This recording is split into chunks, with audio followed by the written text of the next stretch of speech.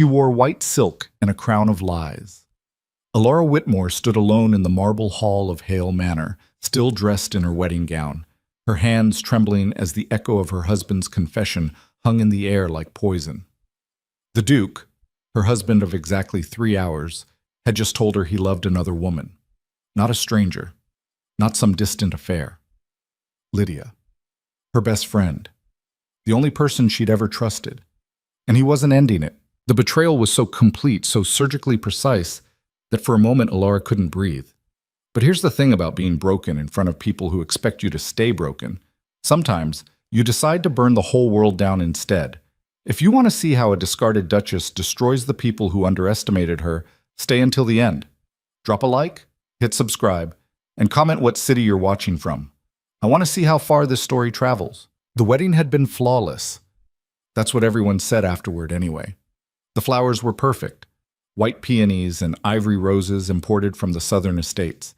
The cathedral was packed with every titled family in the region, all of them watching as Alara Whitmore became Alara Hale, Duchess of Ashford, in a ceremony so grand it would be talked about for years. She remembered walking down the aisle, her heart pounding beneath the fitted bodice of her gown, her eyes fixed on the man waiting for her at the altar.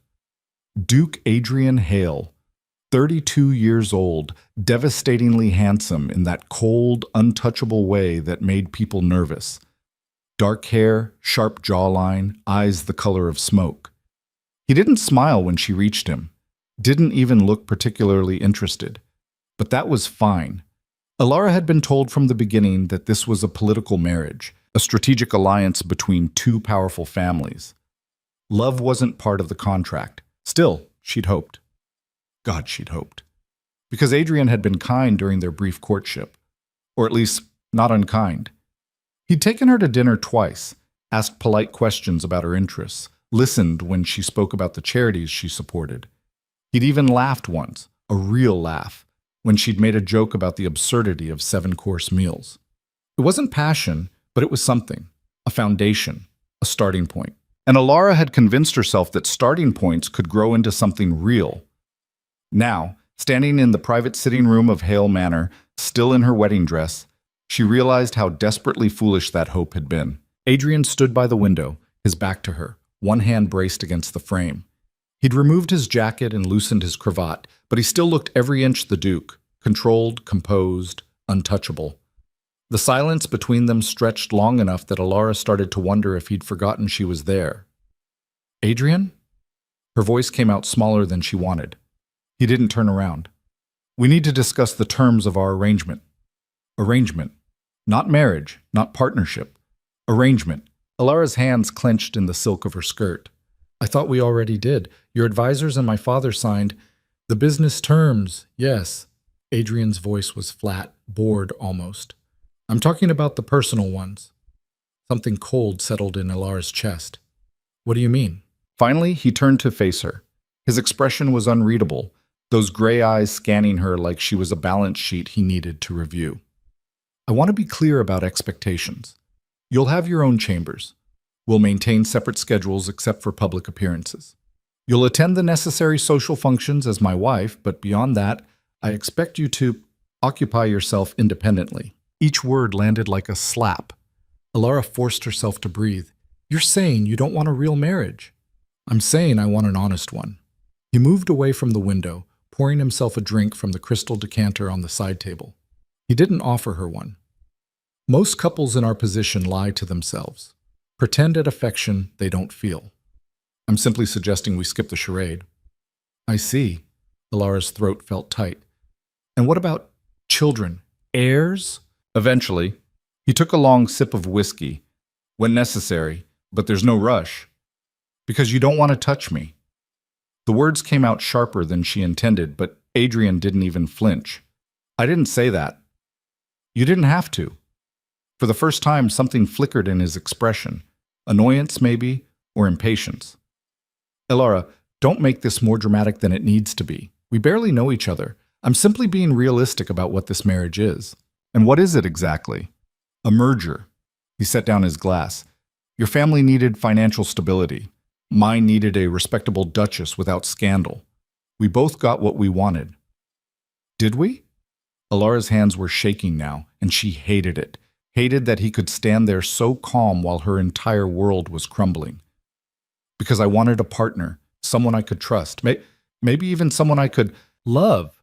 Adrian's laugh was brief and joyless. That's a fairy tale, Alara. People like us don't marry for love. Some do, the foolish ones. He picked up his glass again, swirling the amber liquid. Look, I'm not trying to be cruel. I'm trying to save us both a lot of unnecessary pain. If you accept things as they are, we can coexist perfectly well. You'll have everything you need: status, security, freedom to pursue your own interests. All I ask is that you don't expect something from me that I can't give. Alara stared at him, this stranger she'd just vowed to spend her life with, and felt something break inside her chest. Not her heart, not yet, but the fragile hope she'd been carrying, the belief that maybe, just maybe, she could build something good out of this arrangement. What can't you give? She asked quietly. Honesty? Respect? Basic human decency? Emotional availability. His tone didn't change. I'm not capable of it. Not with you. Not with me, Alara repeated slowly. But with someone else?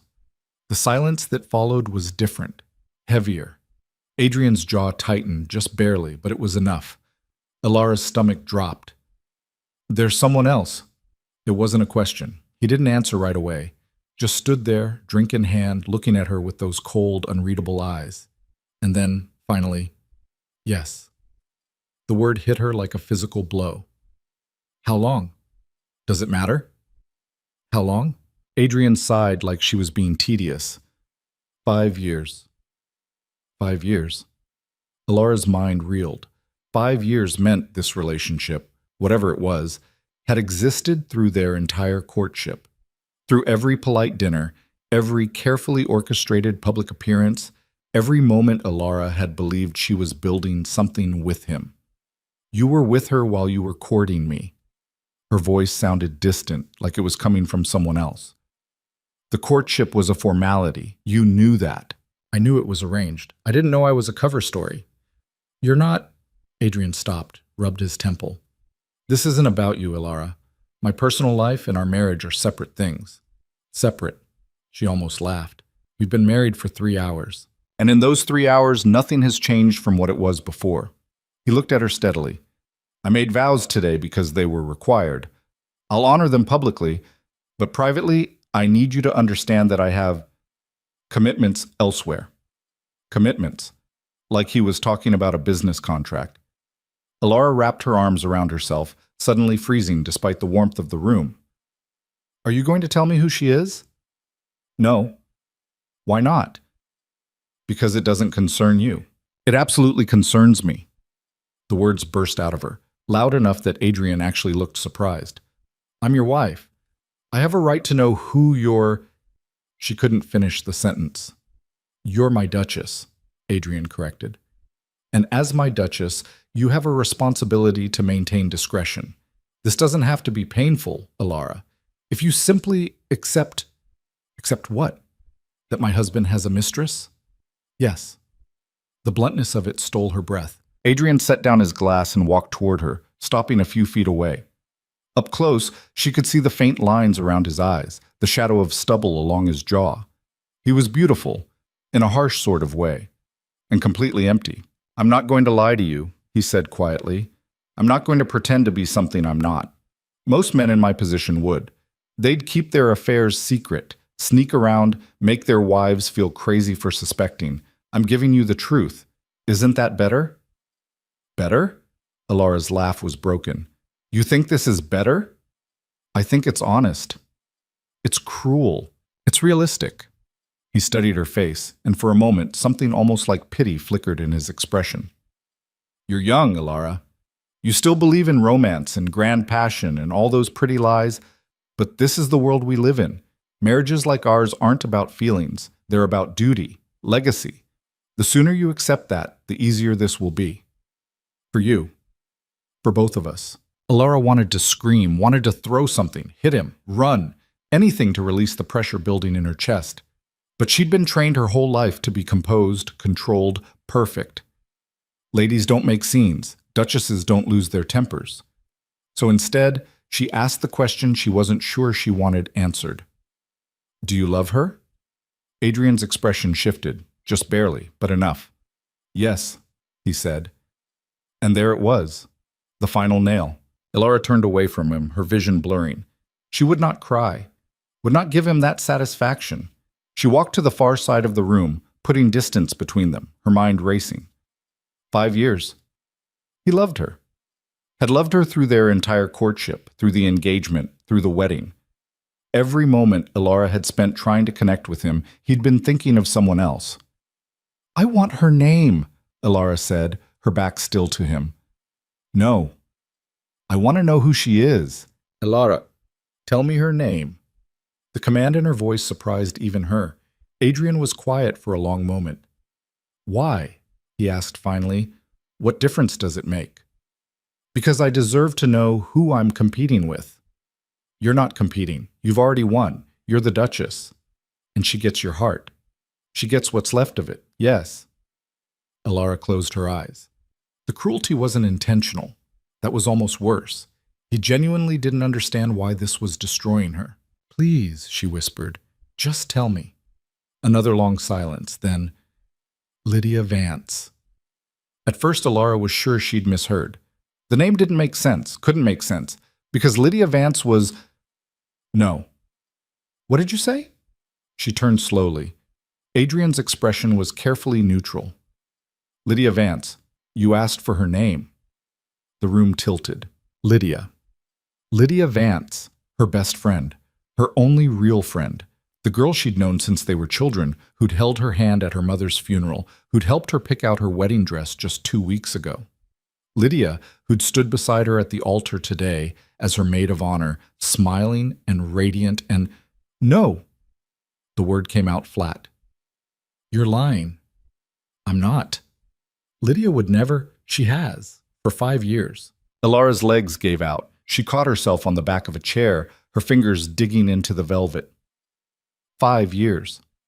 The timeline crashed over her like a wave. 5 years ago, Lydia had introduced her to Adrian at a garden party, said he was a friend of her family's, that Elara might enjoy his company. She'd seemed so genuine, so excited to play matchmaker. Oh God. She set this up. Elara's voice was hollow. The courtship. She arranged for us to meet. She thought you'd be a suitable duchess. Adrian's tone was matter of fact. And she was right. Suitable. Elara looked at him, really looked at him, and saw the truth in his face. He didn't feel guilty, didn't even seem uncomfortable. This was just logistics to him. She picked me out like furniture. Don't be dramatic. Don't be... Elara's laugh was ragged. My best friend has been sleeping with my husband for 5 years, set up our entire relationship so she could keep sleeping with him, and I'm not supposed to be dramatic? You weren't married to me 5 years ago. You weren't even courting me. But she knew. She knew the whole time that this was where it was headed, and she... Elara's breath hitched. Every time she helped me prepare for a date with you, every time she asked how things were going, every time she told me you were a good man, that I was lucky, she was being supportive. She was lying. She was protecting you from unnecessary pain. Adrian's patience was clearly thinning. Elara, if you'd known the truth during the courtship, would you have married me? No. Exactly. And then where would you be? Your father's debts would have ruined your family. You'd have no prospects, no security. Lydia did you a favor. Elara stared at him, wondering if he'd actually lost his mind. A favor? Yes. She betrayed me in the most fundamental way possible, and you think that's a favor? I think it's complicated. Adrian moved back to his drink, clearly done with the conversation. Look, I understand you're upset, but you need to put this in perspective. Lydia cares about you. So do I, in my way. We both want you to be happy. Happy. The word tasted like poison. You want me to be happy? Yes. While you continue sleeping with my best friend? Yes. The simple, shameless honesty of it broke something fundamental in Elara. She'd been raised to be gracious, accommodating, understanding, to smooth over conflicts, to find compromises, to make everyone comfortable. But standing there in her wedding dress, listening to her husband explain why his 5-year affair with her best friend was actually good for her, something snapped. Get out, she said quietly. Adrian looked up. What? I said get out. This is my room now. Get out. Alara, you're being childish. Get out! The scream tore out of her, raw and fierce. Get out! Get out! Get out! For the first time all night, Adrian looked genuinely unsettled. He set down his glass carefully, watching her like she might lunge at him. Fine, he said. We'll discuss this tomorrow when you've calmed down. There's nothing to discuss. There's plenty to discuss. We're married now. We have to find a way to... We don't have to do anything except stay away from each other. Adrian's jaw tightened. You're going to regret this tantrum. I already regret everything. Alara's voice was shaking. Now get the hell out of my sight. He left. Finally, mercifully, he left. The door closed behind him with a soft click, and Alara stood alone in the center of the room, still in her wedding gown, her entire body trembling with rage and grief and something else, something sharp and dangerous that she didn't have a name for yet. Lydia. Lydia. Every memory was tainted now. Every conversation, every shared secret, every moment of supposed friendship, all of it rotted from the inside out. Alara thought about the night before the wedding, when Lydia had stayed over at her family estate. They'd sat up late drinking wine, and Lydia had held her hand and said, "You deserve to be happy. Promise me you'll let yourself be happy." She'd been so convincing, so goddamn convincing. Alara walked to the mirror, stared at her reflection. The girl looking back at her seemed like a stranger, wide-eyed, pale, lost. A perfect porcelain doll in a perfect white dress, pretty and breakable and utterly naive. Not anymore. She reached up and began pulling pins from her hair, letting the elaborate updo fall apart.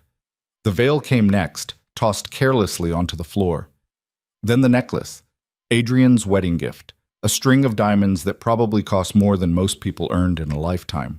She unclasped it and let it drop.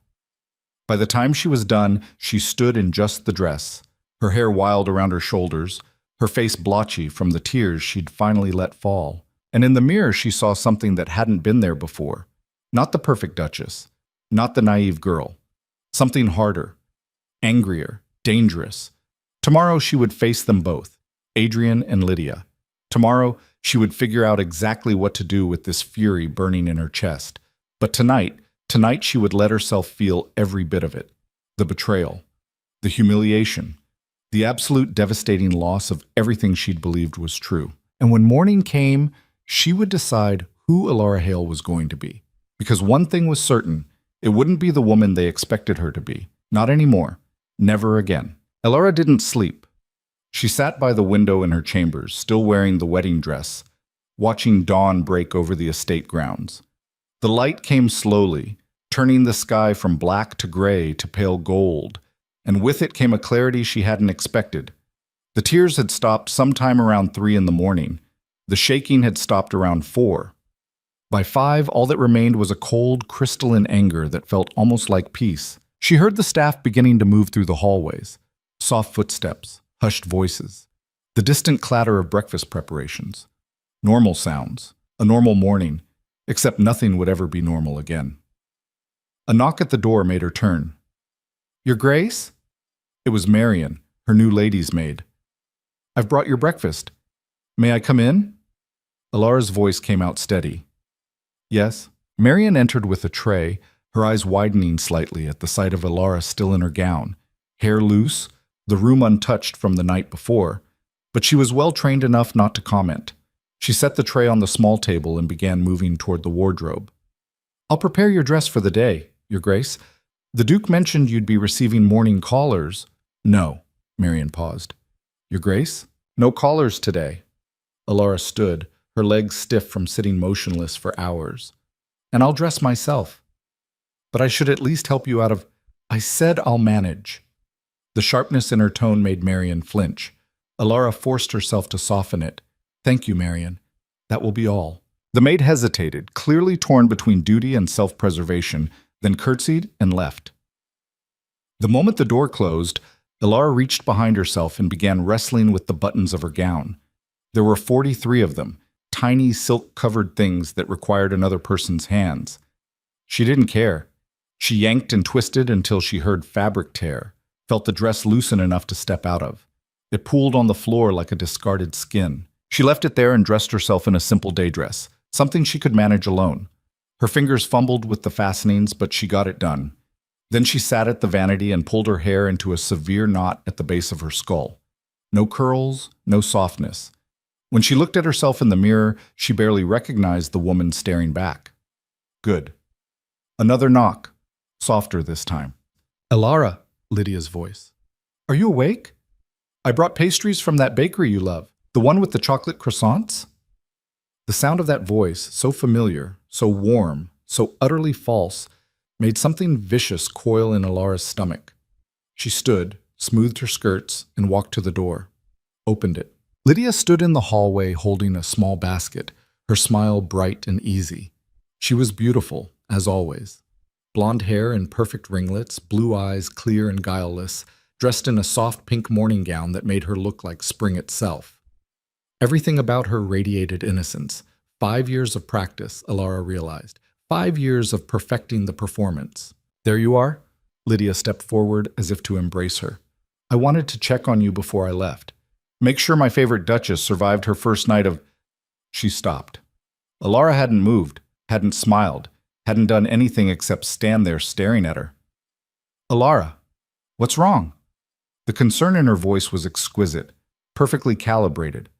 Elara wondered how many times Lydia had practiced that exact tone. Come in, Elara said quietly. Lydia's smile flickered, uncertain now, but she stepped inside.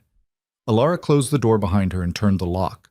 The small click seemed very loud in the silence. Okay, you're scaring me a little. Lydia set down the basket, her hands fluttering nervously.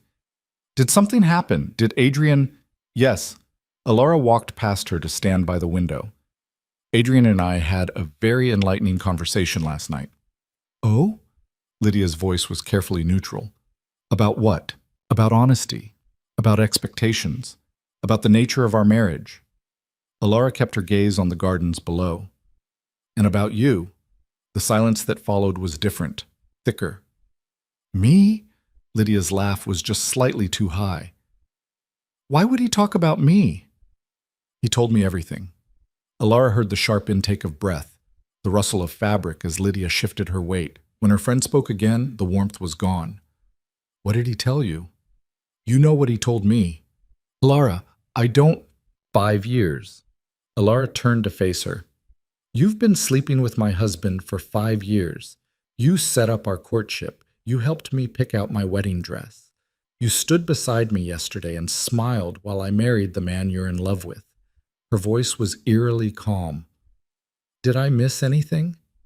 Lydia's face had gone pale, but she recovered quickly, too quickly. He wasn't your husband 5 years ago. That's your defense?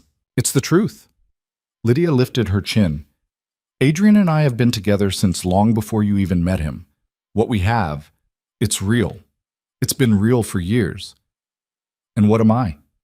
You're the Duchess. Lydia said it like it should be obvious. You have the title, the estate, the security. I gave you all of that. You gave me. Yes. There was no apology in Lydia's voice now, no shame. I knew Adrian needed to marry eventually. Needed an heir, needed someone respectable. I could have suggested anyone, but I chose you, my best friend. Someone I knew would be kind to him, who wouldn't cause trouble, who would understand. Understand what? That I'm just a placeholder?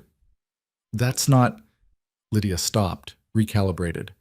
This doesn't have to change anything between us. Elara stared at her. You can't possibly believe that. Why not? Lydia stepped closer, her expression earnest now, pleading. Elara, listen to me. I know this is shocking. I know it hurts, but if you just think about it rationally. Rationally. Yes. You and Adrian were never going to have a love match. You knew that going in. But this way, you get everything you wanted. Status, security, respect. And Adrian and I can continue what we've always had. Everyone wins. Everyone wins, Elara repeated slowly. Except me. You're not losing anything. You never had his heart to begin with. I had trust. I had friendship. I had the belief that at least one person in my life wasn't lying to me. Elara's voice cracked, just barely. I had you. For the first time, something like guilt flickered across Lydia's face. I am still your friend. Friends don't do this. Friends make hard choices to protect each other. Lydia reached for her hand. Alara jerked away. I'm serious, Alara. I knew the truth would hurt you. That's why I never told you. I was trying to spare you. By letting me marry him anyway? By giving you a future. Lydia's composure was slipping now, her voice rising. Do you have any idea what your life would have looked like otherwise? Your father's debts were drowning your family. You had no prospects, no dowry worth mentioning. You would have ended up married to some minor lord twice your age or worse, a spinster living on charity. I saved you from that. You used me. I gave you a chance. Lydia's hands were shaking. I gave you everything I couldn't have, the ring, the title, the legitimacy. All I kept for myself was the man I actually love. How is that unfair? How is... Alara couldn't even finish the sentence. The sheer audacity of it stole her breath. You don't get to rewrite this as charity, Lydia. You wanted Adrian to yourself but couldn't have the scandal of being his mistress publicly. So you found someone naive enough to be the respectable wife while you kept him in private. That's not true. Isn't it? Lydia's jaw clenched. Fine. Yes, partially. But that doesn't mean I don't care about you. I do, Alara. I always have. Just not enough to be honest with me. Honestly would have ruined everything. Lydia's voice was sharp now, defensive. If I told you the truth, you never would have married him. Your family would have collapsed. Adrian and I would have been forced to hide even more carefully. Everyone would have lost. This way, at least we all get something. Except you get everything you want, and I get betrayed by the two people I trusted most. You're being dramatic. The casual dismissal ignited something in Alara's chest. Get out. Alara, get out of my room. Get out of this house. Get out of my life. You don't mean that. Lydia's voice was soft now, coaxing. You're angry. You have every right to be, but we've been friends since we were children. You can't just throw that away. You threw it away. The moment you touched him. It wasn't like that. I don't care what it was like. The scream tore out of Alara, raw and ragged. I don't care if you love him. I don't care if you think you are helping me. I don't care about any of your justifications. You lied to me for years. You looked me in the eye and lied. Because I had to, Lydia was shouting now too. Because you're so naive, you would have ruined everything if you knew the truth. You think the world runs on honesty and true love and fairy tale endings, but it doesn't. It runs on compromise and strategy and people making the best of complicated situations. Then make the best of this situation. Alara walked to the door and unlocked it. Leave. Lydia didn't move. Her face had gone hard, all pretense of affection stripped away. If I leave now, I'm not coming back. Good. I mean it, Alara. You're making a mistake. You need me. I needed a friend. What I got was a snake. Lydia's eyes flashed. You're going to regret this. When you're alone in this house with a husband who doesn't love you, when you realize that I was the only person who actually understood you, you're going to regret pushing me away. The only thing I regret is ever trusting you. They stared at each other, years of friendship curdling into poison between them. Finally, Lydia grabbed her basket and walked to the door. She paused in the doorway, looking back. He'll never love you, she said quietly. You know that, right? You can hate me all you want, but it won't change the fact that when he closes his eyes at night, he thinks of me. The words were designed to wound. They did. But Alara kept her face blank. At least I'll sleep in my own bed, she said, instead of waiting for scraps from someone else's marriage. Lydia's face went white, then red. She opened her mouth, closed it, and left without another word. Alara closed the door and stood there, trembling. She waited for the tears to come, for the collapse, for the breakdown that felt inevitable. But it didn't come. Instead, she felt hollow, scraped clean, like someone had reached inside her chest and removed everything soft and trusting and left only the hard, sharp edges. She walked to the vanity and sat down, looked at herself in the mirror again. The woman staring back looked older than she had yesterday, harder. A knock at the door made her close her eyes. I said no callers. It's not a caller, Your Grace. Marion's voice was hesitant. The Duke has requested your presence in his study. Of course he had. Alara stood, straightened her spine, and opened the door. Tell him I'll be there shortly. She didn't rush. took her time walking through the corridors of her new home, memorizing the portraits on the walls, the ancestral faces watching her with dead eyes. Hale Manor was beautiful and cold and filled with the weight of generations. All those duchesses who'd come before her, who'd stood where she was standing, who'd made their own compromises and swallowed their own betrayals. She wondered how many of them had actually been happy. Adrian's study was on the second floor, overlooking the East Gardens. Alara knocked once and entered without waiting for permission. He sat behind his desk, papers spread in front of him, looking every inch the powerful Duke conducting business. He glanced up when she entered, his expression carefully neutral. "Close the door." She did. "Sit." "I'll stand." His jaw tightened, but he didn't argue. "I assume Lydia came to see you this morning." "She did." "And I assume it didn't go well." "That depends on your definition of well." Alara clasped her hands in front of her, keeping her voice steady. "If you were hoping we'd bond over your confession and agree to share you like some kind of parlor toy, then no. It didn't go well." Adrian's eyes narrowed. "There's no need to be crude. There's every need. You've made our marriage crude. The least I can do is name it honestly. I told you last night I'm not going to lie to you." "No, you're just going to humiliate me instead." Alara took a step closer to the desk. "Tell me, was this the plan all along? Marry the naive girl, keep the mistress, and assume I'd be too well-bred to cause a scene."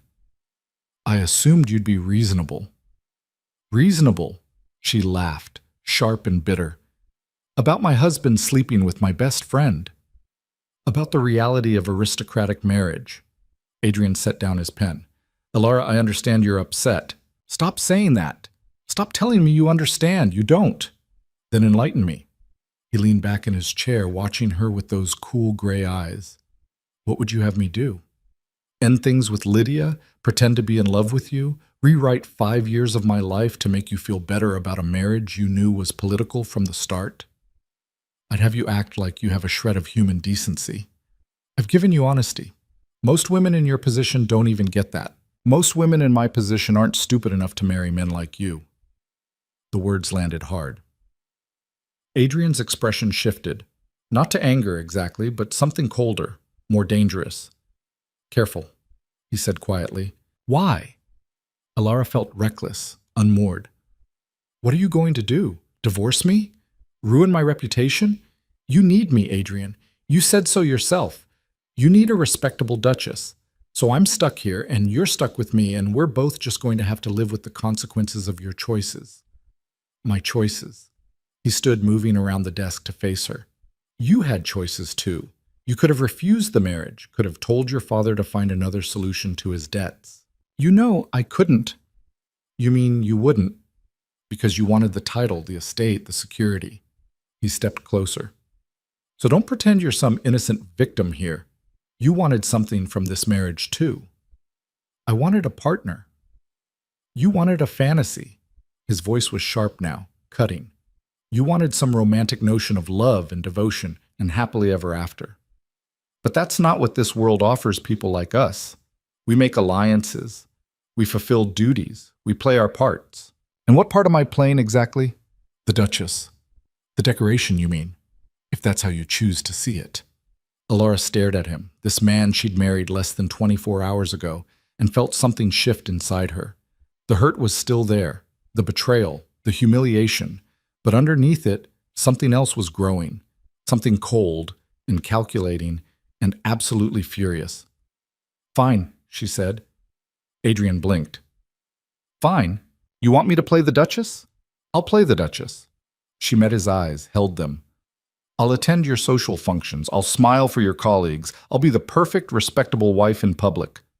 And in private? In private, you stay away from me." Her voice was ice. "Separate chambers, separate lives. You want honesty? Here it is. I don't want to see you, speak to you, or think about you any more than absolutely necessary. Alara. And if you bring Lydia into this house, if I have to see her or speak to her or pretend we're all civilized about this arrangement, I will burn your reputation to the ground." The threat hung in the air between them. Adrian's expression was unreadable. "You're bluffing." "Try me." They stared at each other, a battle of wills playing out in silence. Finally, Adrian spoke, his voice carefully controlled. "You're upset. I'll give you time to adjust. I don't need time. I need you to understand that I'm not the naive girl you thought you married." Alara stepped back, putting distance between them. "You wanted honesty? Here's mine. I hate you. I hate what you've done, what you've made me part of, what you've turned my life into. And I will spend every day of this marriage making sure you regret underestimating me." This is childish. This is self-preservation. Adrian's jaw clenched. "We still have duties, responsibilities. There will be events, gatherings. I'll attend them, and you'll behave appropriately. I'll behave exactly as the Duchess of Ashford should." She smiled, cold and sharp. "I'll be everything you wanted, Adrian. The perfect aristocratic wife. Beautiful, gracious, utterly beyond reproach." "Then what's the problem?" "The problem is that you'll know, every single moment, that it's a performance. That the woman standing beside you despises you.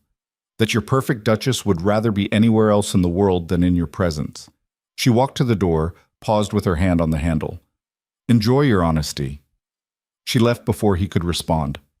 The walk back to her chambers felt longer this time, her legs shaking with adrenaline and fury. She made it inside, closed the door, and leaned against it. Her hands were trembling, her heart was racing. But she hadn't cried. She walked to the window and looked out at the estate grounds, the manicured gardens and pristine lawns, and all the beautiful empty space that was now hers. Somewhere out there, Lydia was probably already writing her a letter, or planning another visit, or scheming with Adrian about how to bring her back in line. Let them scheme. Alara pressed her palm against the cold glass and made herself a promise. She would survive this. Not just survive, she would master it.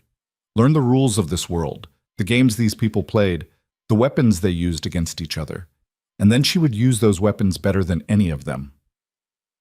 A soft knock interrupted her thoughts. Marian again, holding a silver tray with a single envelope. "This just arrived for you, Your Grace. Hand delivered." Alara took the envelope. Heavy cream paper, her name written in elegant script. She didn't recognize the handwriting.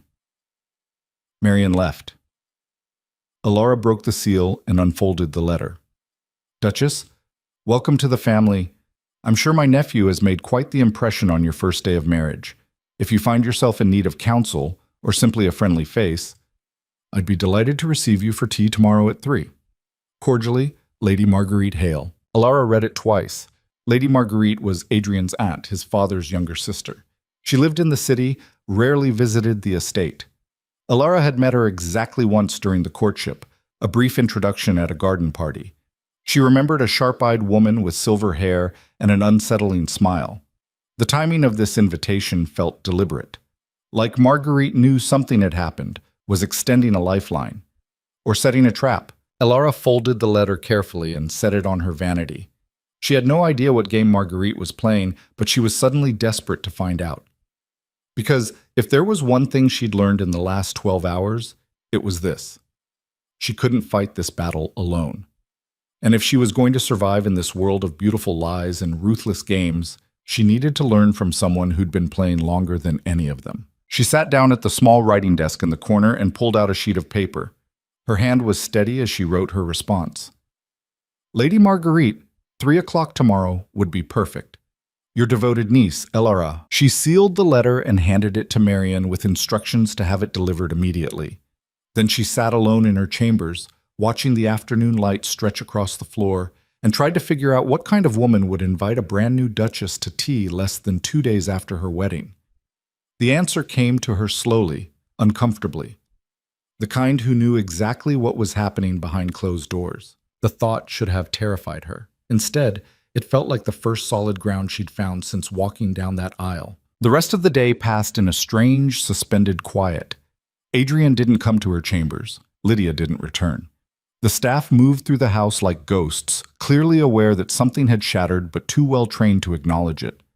Alara stayed in her room, declining dinner, declining company, declining everything except the glass of wine Marian brought her at sunset. She drank it slowly, staring at the portrait of the previous duchess that hung above the fireplace. Catherine Hale, Adrian's mother. Dead for 15 years now. The woman in the painting had kind eyes and a sad smile, and Alara wondered if she'd been happy here, if she'd loved her husband, if she'd had any idea what kind of son she was raising. When Marian came to help her undress for bed, Alara sent her away. She managed the buttons herself this time, more carefully than the night before, and hung the dress in the wardrobe where she wouldn't have to look at it. Then she lay in bed, wide awake, listening to the sounds of the house settling around her. Somewhere in this manor, Adrian was probably with his papers or his brandy or his thoughts. Maybe he was writing to Lydia. Maybe he was regretting his honesty.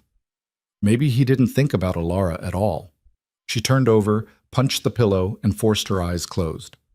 Sleep came eventually, thin and fractured, filled with dreams of wedding dresses that turned to ash and friends whose faces melted into strangers' masks. Morning arrived too soon and too slowly at the same time. Alara dressed carefully for her meeting with Marguerite, choosing a deep green day dress that made her look older, more composed. She pinned her hair up severely and added her mother's pearl earrings, the only jewelry she owned that hadn't come from Adrian. When she looked in the mirror, she saw someone who could almost pass for confident. The carriage ride into the city took 40 minutes. Alara spent them watching the countryside give way to townhouses and cobbled streets, trying to quiet the anxiety crawling up her spine.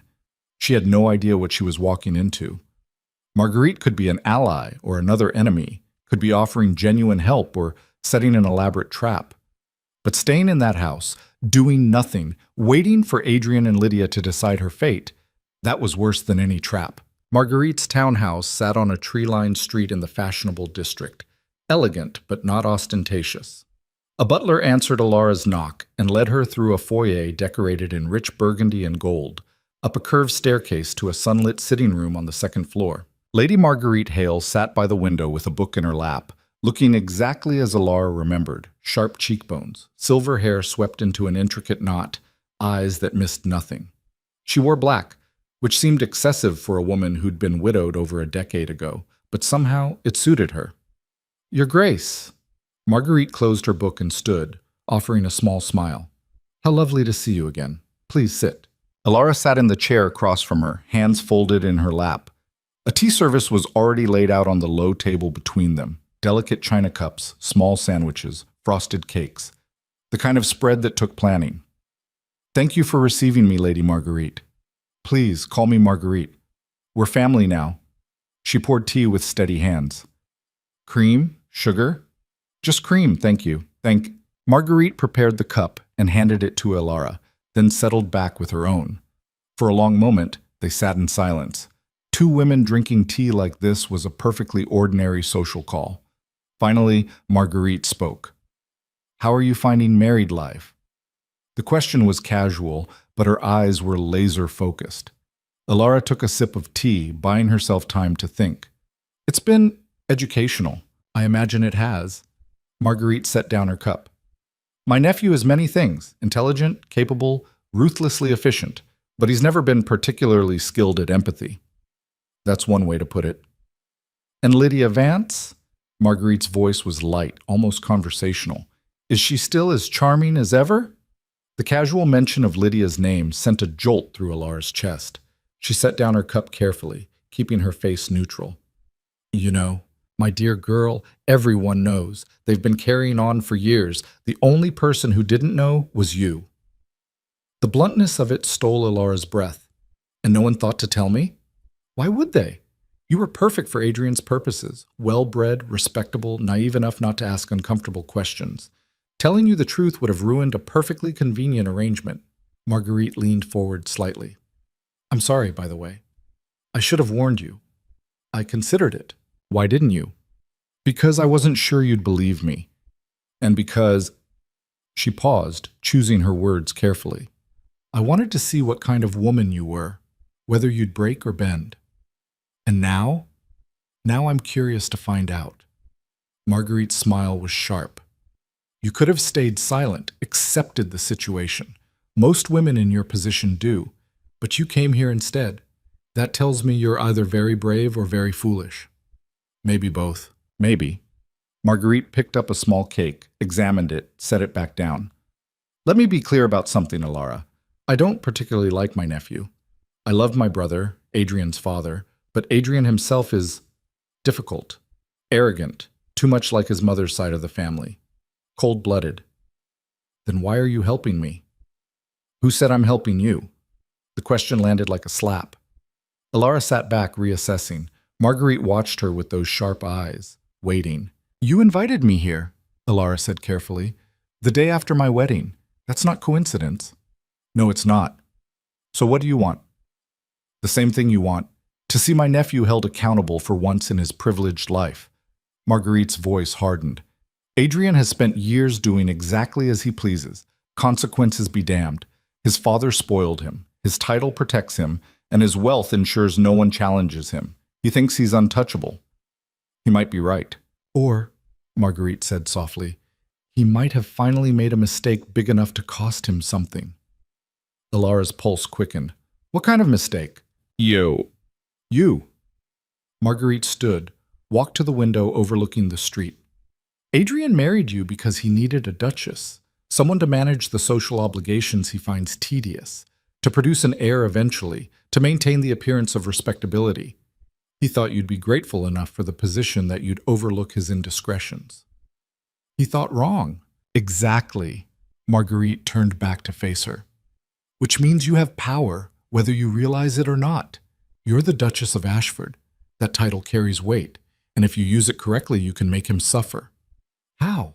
By refusing to play the part he cast you in. Marguerite returned to her seat. Adrian needs you to be quiet, compliant, content to live in the background. If you're not, if you make noise, cause scenes, force society to acknowledge what's happening, you damage his reputation, his business relationships, his standing among his peers. I'd damage my own reputation too. Yes. Marguerite didn't sugarcoat it. But you're already damaged goods in his eyes. He's made that clear. So the question is, do you want to suffer in silence, or do you want to take him down with you? Alara's hands were shaking. She pressed them flat against her thighs. What you're suggesting, it's social suicide. Possibly, or it's liberation. Marguerite leaned forward. I watched my sister-in-law, Adrian's mother, spend 20 years being the perfect duchess. Never complained, never caused trouble, never challenged her husband even when he humiliated her publicly. You know what she got for her obedience? What? A lonely death and a son who learned that women exist to be used. Marguerite's voice was cold. I won't let that happen to another generation, not if I can help it. Why do you care? Because someone should. And because, Marguerite paused, because I was you once. Different circumstances, but the same essential trap. I learned too late that silence doesn't protect you. It just makes you easier to ignore. The confession hung in the air between them. Alara studied this woman who'd invited her into her home, who was offering her weapons without demanding payment, who seemed to understand exactly what kind of rage was burning in her chest. What would I have to do? Alara asked. First, stop hiding. Marguerite counted off on her fingers. Start attending every social event on the calendar. Be seen, be charming, be everything a duchess should be. Make it impossible for Adrian to keep you locked away. He doesn't want me locked away. He just wants me quiet. Same thing.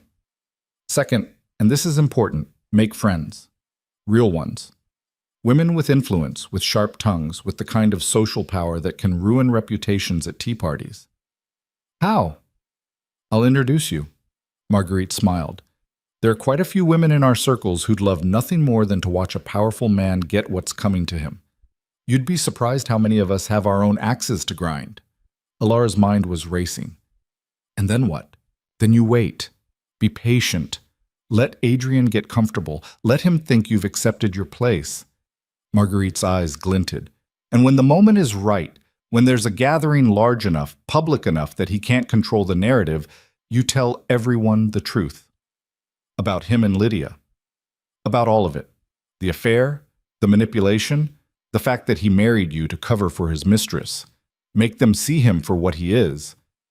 That would destroy me too, only if you let it. Marguerite reached across and took Alara's hand. Her grip was firm, steady. Listen to me carefully. Society loves a victim who fights back. A wronged woman who refuses to bow. That's a story people rally behind. You won't be the villain in this, Alara. You'll be the heroine. Or the scandal. Sometimes they're the same thing. Alara pulled her hand back, stood, walked to the window. Below, the street was busy with afternoon traffic, carriages and riders, and people going about their ordinary lives. None of them knew what was happening in this room. None of them would care even if they did. "I need to think about this," she said. "Of course, but don't think too long."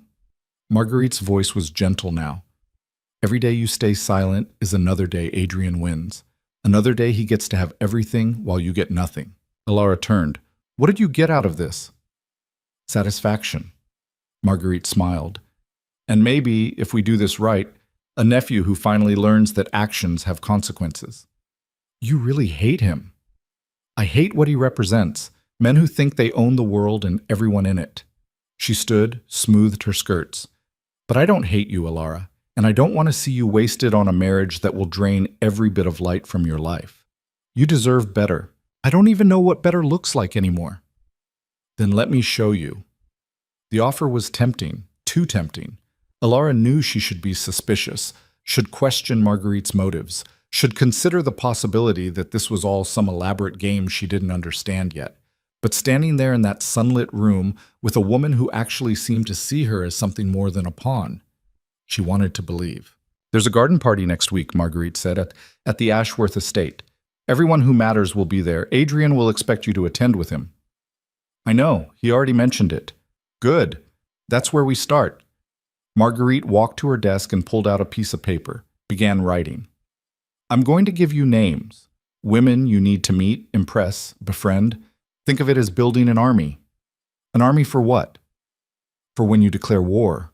Alara took the list when Marguerite handed it to her. 6 names, all with titles, all women she'd heard of but never met.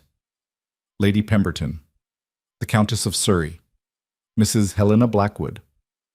"They'll help me?" "They'll help you destroy Adrian if you give them reason to." Marguerite's smile was sharp. "These are women who've survived their own battles. They respect strength. Show them yours." Alara folded the paper carefully and tucked it into her reticule. Her hands weren't shaking anymore. "What if I fail?" "Then you fail. But at least you'll have tried." Marguerite walked her to the door. "You know what the worst part about being a duchess is? Everyone expects you to be perfect, gracious and silent and endlessly accommodating. But here's what they don't tell you. Perfection is boring. Perfection doesn't change anything." "What does?" "Chaos." Marguerite opened the door. "Controlled, strategic chaos that makes people pay attention. That's how you win." Alara stepped into the hallway, then paused. "Why are you really doing this?" Marguerite's expression softened, just slightly. "Because 20 years ago I was married to a man who treated me like furniture. When I tried to leave, everyone told me to be reasonable, to think of my reputation, to accept that this was simply how things were." She straightened her shoulders. "I listened. And I spent 2 decades being miserable before my husband finally had the decency to die. I won't watch you make the same mistake." "I'm sorry." "Don't be sorry. Be angry.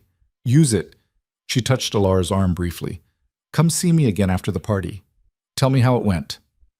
Alara nodded and made her way downstairs, her mind spinning. The carriage ride back to the estate passed in a blur. By the time she arrived, the sun was setting, painting the sky in shades of orange and purple that looked almost violent. Adrian was waiting for her in the foyer. "Where were you?" His voice was clipped, controlled, but there was an edge to it. "Out." Alara handed her cloak to Marian without looking at him. "I'm aware you were out. I'm asking where." "That's my business." "You're my wife. Your business is my business." Alara turned to face him slowly. "Funny. You didn't seem to think that applied when you were conducting your business with Lydia." Adrian's jaw clenched. "Don't start." "Start what? Having expectations? Making demands? I thought we were being honest with each other." "Alara, I had tea with your aunt." The words came out sharp, deliberate. "Marguerite. She's lovely, by the way. Very welcoming." Something flickered in Adrian's expression. Unease, maybe. "What did she want?" "To get to know her new niece. Why? Is that a problem?" "My aunt is—" He stopped, recalibrated. "She has her own agenda. You should be careful." "Careful of what?" "Of trusting people who don't have your best interests at heart." The hypocrisy was so staggering that Alara actually laughed. "That's rich, coming from you." "I'm serious. Marguerite has been nothing but kind to me, which is more than I can say for my husband." Alara started toward the stairs. I'll be in my chambers. Please don't disturb me. We need to discuss the Ashworth party. She stopped, looked back. What about it? We're attending together, as a couple.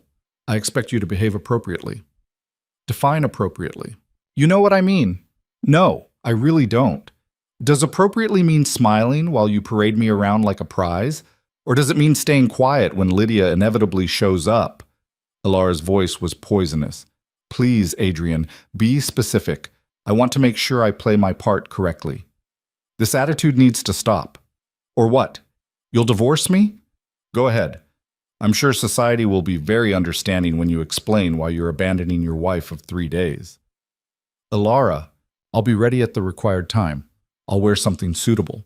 I'll smile and make pleasant conversation and be every inch the Duchess you wanted. She met his eyes, held them. But don't mistake compliance for forgiveness. And don't think for 1 second that I've forgotten what you've done. She walked away before he could respond, her heart hammering against her ribs. She made it to her chambers, closed the door, and leaned against it. Her hands were shaking again, but this time it wasn't from fear. The week leading up to the Ashworth party crawled by.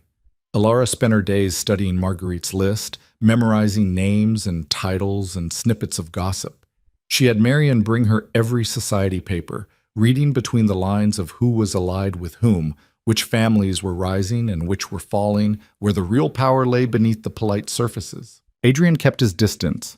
They took dinner separately, moved through different parts of the house, existed in parallel without ever truly intersecting. It should have been a relief. Instead, it felt like living with a ghost. On the morning of the party, Alara woke early and spent an hour choosing her dress. She settled on midnight blue silk with silver embroidery, elegant but not ostentatious, mature, commanding, the kind of dress a duchess would wear. When Adrian saw her, his expression was unreadable. You look well. Thank you. The carriage ride was silent, 20 minutes of sitting across from each other, not speaking, barely breathing. When they arrived at the Ashworth estate, Adrian offered his arm. Alara took it, feeling the muscles beneath his jacket, the warmth of him through the fabric. She hated that she noticed. The party was already in full swing, hundreds of people scattered across the manicured gardens, champagne flowing, string quartet playing soft music. Alara recognized faces from the wedding, remembered names she'd been taught to memorize. Lord this and Lady that, the Marquess of wherever. All of them watching as she and Adrian made their entrance. Smile, Adrian murmured. She did. Perfectly. Practiced. They made their way through the crowd, Adrian introducing her to business associates and political allies, Alara playing her part flawlessly. She laughed at appropriate moments, asked polite questions, said all the right things, and all the while her eyes were scanning the crowd, looking for the names on Marguerite's list. She found Lady Pemberton first, a severe woman in her 50s with iron gray hair and a reputation for destroying reputations with a single well-placed word. Alara excused herself from Adrian's side and approached. Lady Pemberton, I'm Alara Hale. Marguerite suggested I introduce myself. The woman's eyes sharpened with interest. Did she now? She looked Alara up and down. You're the new Duchess of Ashford. I am. How unfortunate for you. The bluntness should have been offensive. Instead, Alara found herself smiling. That's certainly one perspective. It's the correct one. Your husband is an ass. I'm beginning to realize that. Lady Pemberton laughed, sharp and genuine. Well, at least you're not delusional. Come, walk with me. Let's discuss how we're going to make his life miserable. They walked through the gardens, Pemberton pointing out various guests and providing devastating commentary on each. Within 15 minutes, Alara had been introduced to the Countess of Surrey and Mrs. Helena Blackwood, both of whom welcomed her with the kind of sharp-eyed assessment that felt like being measured for armor. So, you're Marguerite's project, Helena said, stirring her champagne with one finger. She has excellent taste in protégés. I'm not sure I'm anyone's project. Of course you are. We all are. The Countess smiled. The question is whether you're interesting enough to be worth the investment. Alara met her gaze steadily. Why don't you tell me what would make me interesting? Spine. Pemberton sipped her drink. Most new duchesses come to these things trying desperately to fit in. You look like you're studying us. I am. Good. Helena leaned in conspiratorially. Because we're studying you too.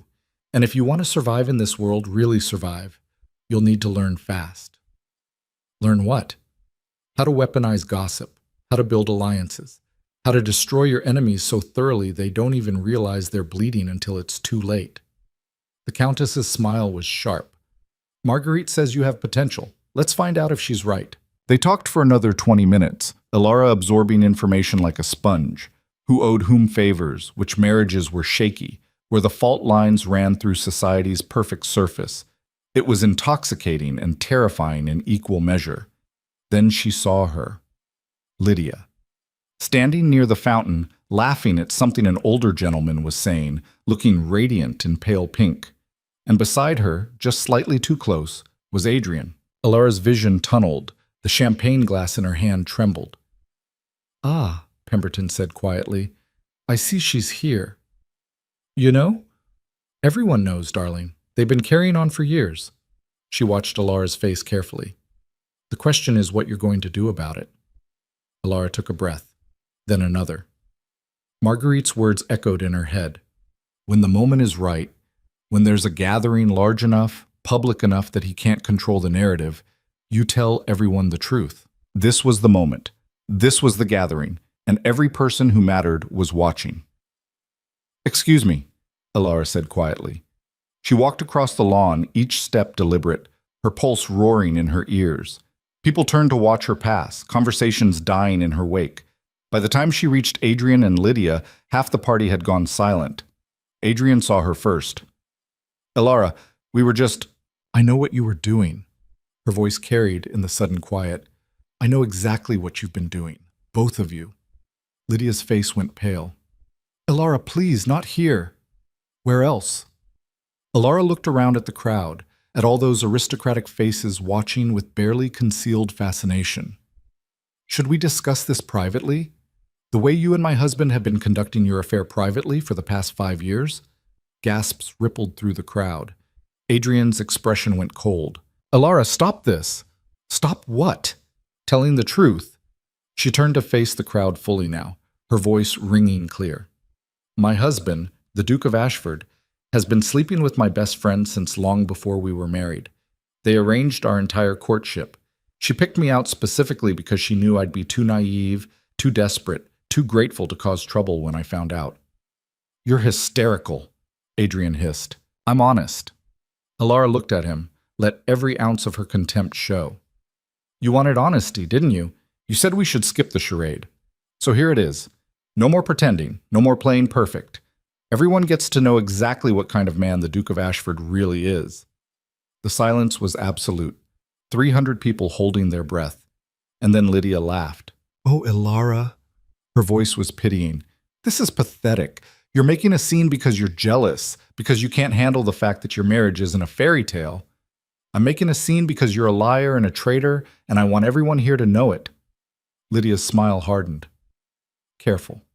You're destroying yourself right now." "Maybe, but I'm taking you both down with me." Adrian grabbed her arm, his grip bruising. "We're leaving. Now." Elara wrenched free. "Touch me again and I'll scream." His hand dropped, but his voice was low and lethal. "You have no idea what you've just done." "I know exactly what I've done." Elara stepped back, addressing the crowd one final time. "My husband is a liar. My friend is a traitor, and I will not spend one more second pretending otherwise." She turned and walked away, her head high, her hands shaking, her heart threatening to explode. Behind her, chaos erupted, voices raised, shocked whispers, the sound of her entire life imploding. She made it to the gate before her legs gave out. Someone caught her, Marguerite, appearing from nowhere, steadying her with strong hands. "Well," the older woman said quietly, "I suppose that's one way to do it." Elara's laugh was broken. "I think I just ruined everything, or saved it." Marguerite guided her toward a waiting carriage.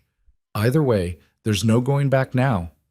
They climbed inside and the carriage lurched forward. Through the window, Elara caught one last glimpse of the party.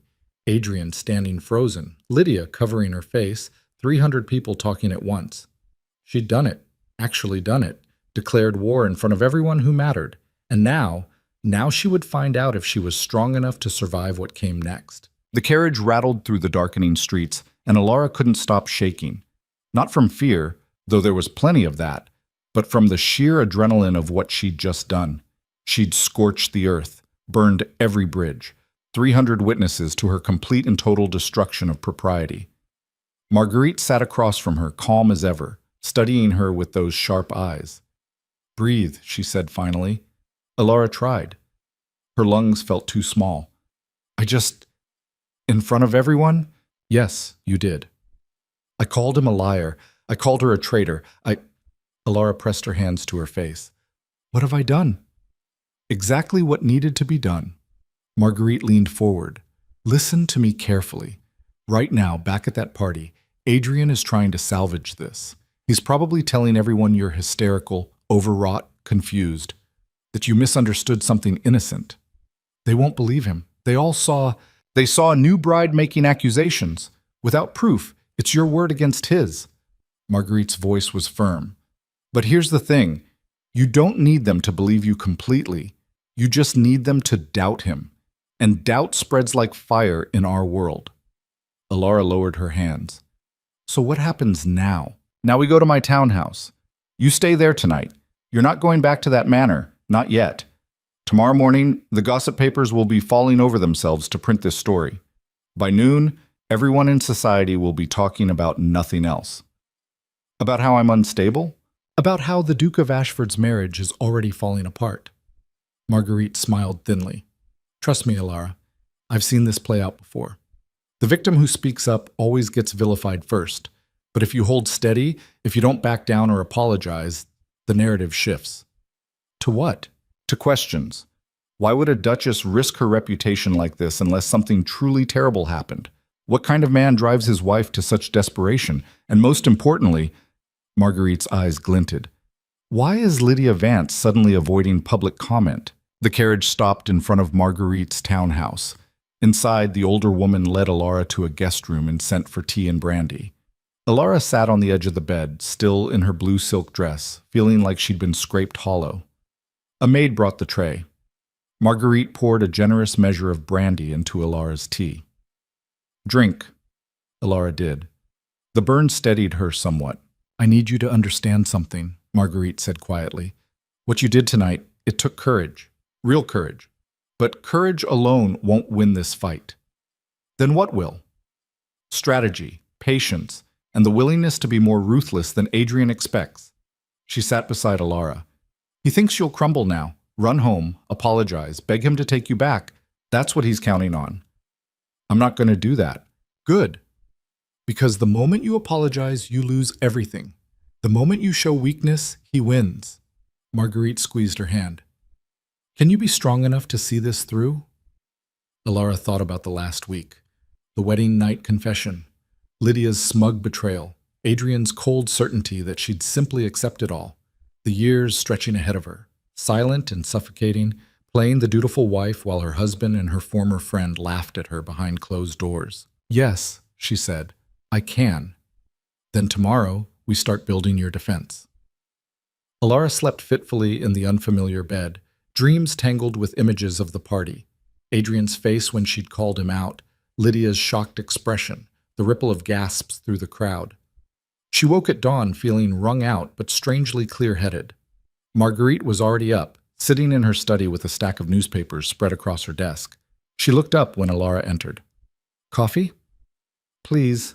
Marguerite poured from a silver pot and handed her a cup. You're going to want to sit down for this. Alara sat. Marguerite pushed 3 newspapers across the desk. The headlines were brutal.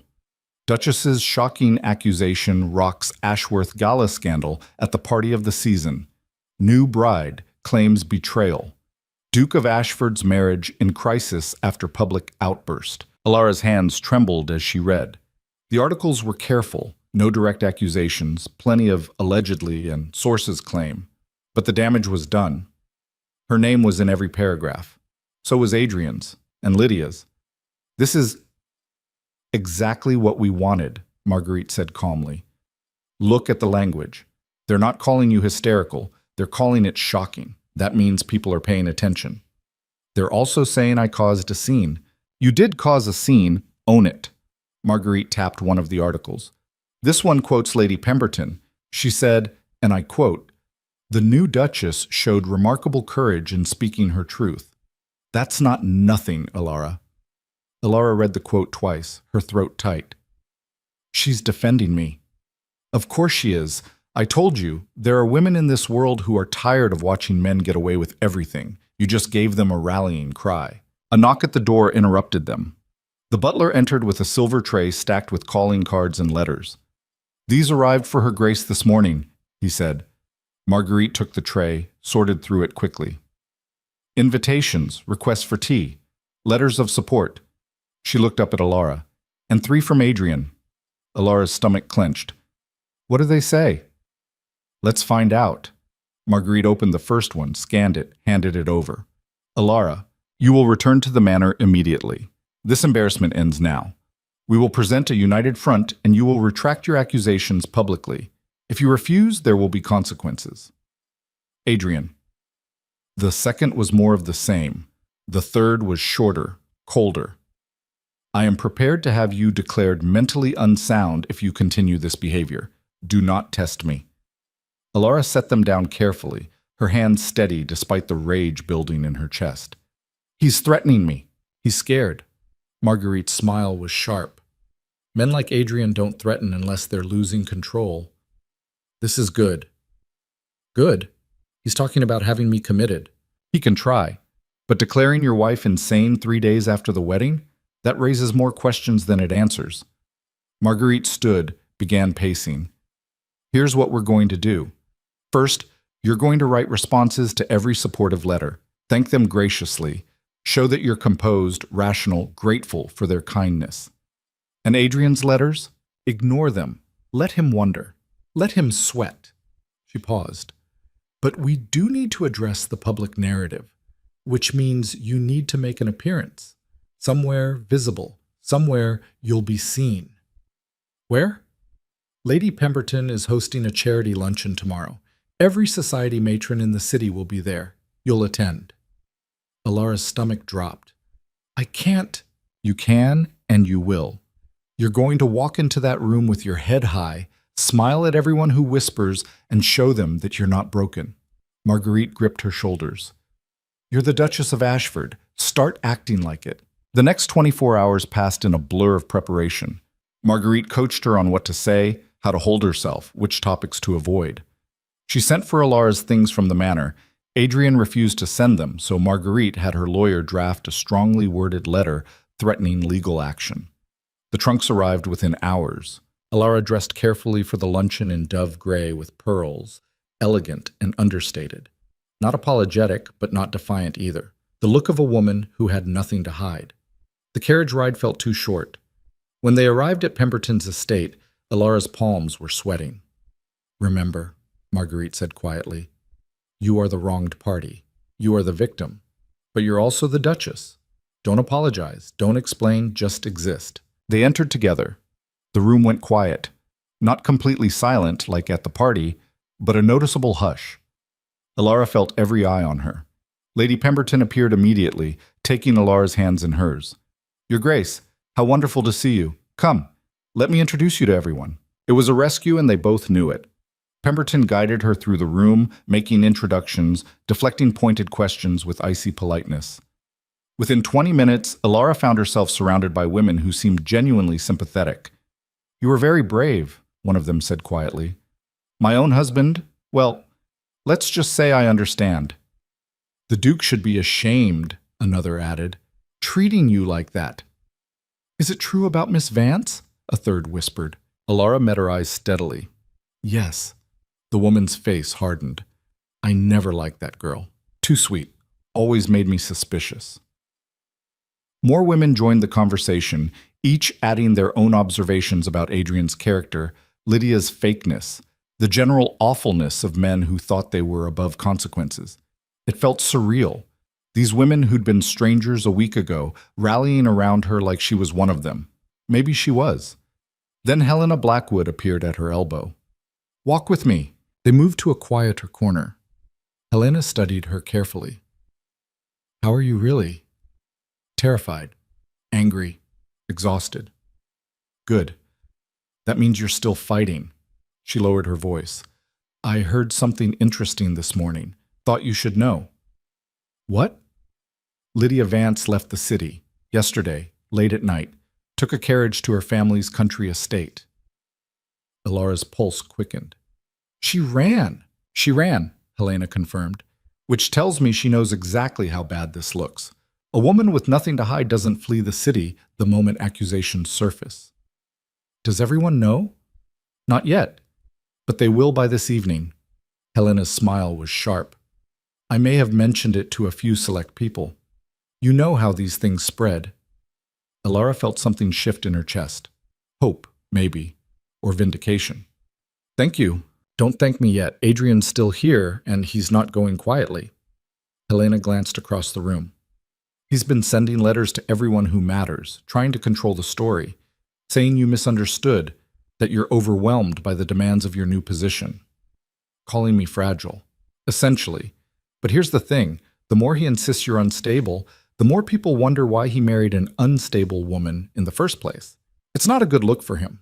Before Elara could respond, Pemberton appeared with another woman in tow, older, distinguished, wearing emeralds that probably cost more than most estates. Your Grace, this is the Dowager Duchess of Marlborough. She wanted to meet you. The Dowager studied Elara with faded blue eyes that still missed nothing. You're causing quite the stir, young lady. I didn't intend to, Your Grace. Didn't you? A small smile.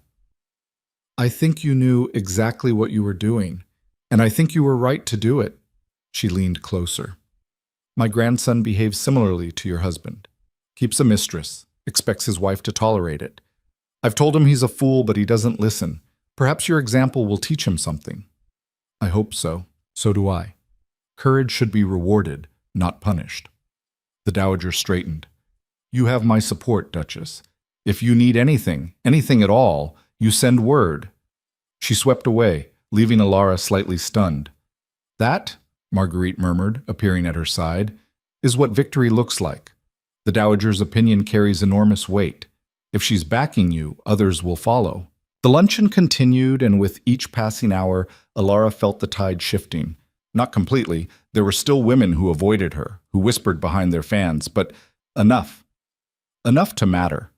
By the time she and Marguerite left, Elara's face hurt from smiling, her feet ached from standing, but something fundamental had changed. She wasn't just surviving anymore, she was fighting back. The next few days brought more letters, more invitations, more small victories. 3 different society columns printed sympathetic pieces. 2 prominent ladies publicly cut Lydia's mother at the opera.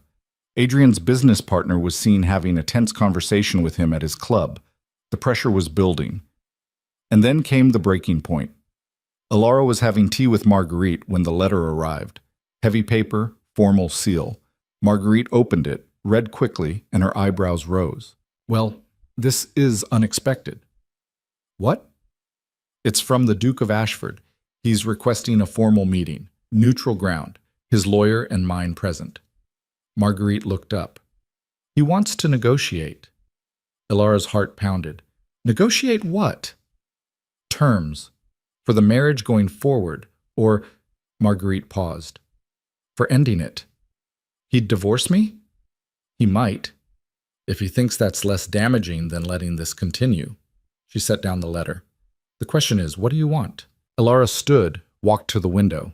Below, the street was busy with afternoon traffic, normal life continuing for everyone else while her entire world hung in balance. What did she want?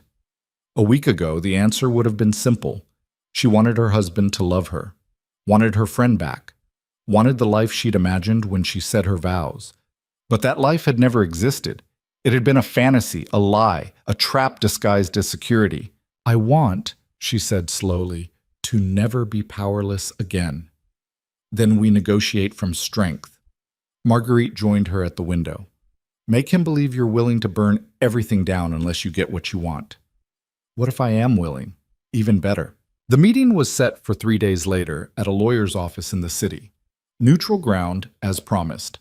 Elara dressed in black, not mourning exactly, but close enough to send a message. Marguerite accompanied her, along with her lawyer, a sharp-eyed man named Mr. Daniels, who looked like he ate contracts for breakfast. Adrian was already there when they arrived, sitting at a large conference table with his own lawyer. He looked tired, shadows under his eyes, his jaw tight. Good. He stood when Alara entered. Thank you for coming. She didn't respond, just took her seat across from him, Marguerite and Mr. Daniels flanking her. Adrian's lawyer cleared his throat. Perhaps we should begin. My client has asked for this meeting in hopes of reaching an understanding, one that will be satisfactory to all parties. An understanding, Alara repeated. Is that what we're calling it? Adrian leaned forward. Alara, this has gone far enough. You've made your point. You're angry. You have every right to be. But we need to find a way forward that doesn't destroy both of us. I'm not the one who should be worried about destruction. Aren't you? Your reputation is in tatters. People are calling you hysterical, unstable. Some people, Mr. Daniels interjected smoothly. Others are calling her Grace courageous, honest, a woman of principle. Adrian's jaw clenched. The point is, we both lose if this continues, so I'm prepared to offer a compromise. What kind of compromise? Marguerite's voice was ice. Adrian's lawyer slid a document across the table. My client is willing to provide her Grace with a generous allowance, her own residence in the city, and complete freedom to pursue her own interests. In exchange, she will maintain the appearance of an amicable marriage in public and refrain from making further accusations. Alara stared at the paper without touching it. You want to pay me to shut up? I want to provide you with a comfortable life while we both maintain our dignity. Your dignity, you mean? Mine is already gone, according to you. Alara, no. She stood abruptly. I'm not interested in your compromise. Adrian's expression hardened. Then what do you want? I want you to admit what you did, publicly.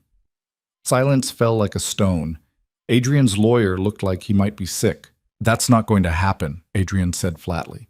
Then we have nothing to discuss. Alara turned toward the door. Wait. Adrian's voice cracked slightly. Just wait. She paused, didn't turn around. What would a public admission even accomplish? It would ruin us both. It would be the truth. The truth doesn't matter as much as you think it does. Alara turned slowly. It matters to me. And apparently to a growing number of people in society who are tired of watching men like you get away with treating women like furniture. You're being ridiculous. I'm being honest. Which is more than you've ever been with me. She walked back to the table, placed her palms flat on its surface, leaned in close. Here's what I want, Adrian. I want you to stand up in front of everyone who matters and admit that you carried on an affair with Lydia Vance throughout our entire courtship. I want you to admit that you married me under false pretenses, and I want you to release me from this marriage with my reputation intact. You're asking me to destroy myself. I'm asking you to be accountable for once in your privileged life. Adrian stared at her, something like desperation flickering in his eyes. I can't do that. Then I'll keep talking. I'll tell anyone who'll listen exactly what kind of man you are. I'll make sure that every time someone hears the name Duke of Ashford, they think of betrayal and lies. Alara straightened. Your choice. She walked out. Marguerite and Mr. Daniels followed. In the carriage, Marguerite was smiling. That was magnificent. He'll never do it. Maybe not, but you made him realize he can't control you anymore. That's worth something. Alara leaned back against the seat, exhausted. What happens now? Now we wait. He'll either cave and give you what you want, or he'll double down and try to destroy you more thoroughly. Marguerite's eyes glinted. Either way, you've already won the most important battle. Which is? The one for your own self-respect. That night, Alara couldn't sleep. She kept replaying the meeting, Adrian's face, the moment she'd walked out. Part of her felt powerful. Part of her felt terrified. Around midnight, a messenger arrived with a letter. It was from Helena Blackwood. Dearest Alara, by now you've likely heard the rumors. I'm writing to confirm they're true. As of this evening, Lydia Vance has been formally cut from every guest list that matters. Her mother is mortified. Her father is furious.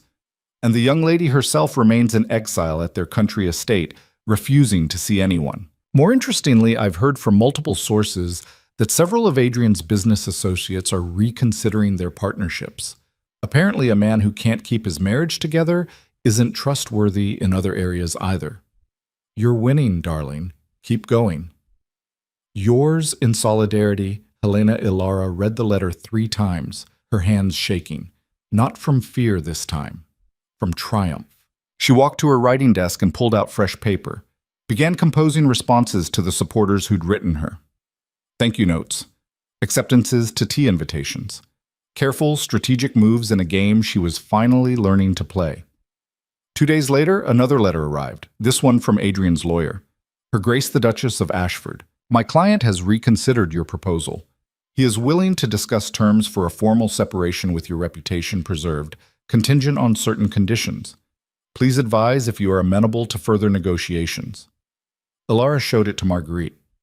He's cracking, the older woman said with satisfaction. Not giving you everything yet, but he's moving in the right direction. What should I do? Make him wait. Letting him sweat a little longer. Marguerite smiled. Meanwhile, you have another invitation. The Countess of Surrey is hosting a ball next week. It'll be the first major event since the Ashworth party. Everyone will be watching to see if you attend. Will Adrian be there? Almost certainly, which is exactly why you should go.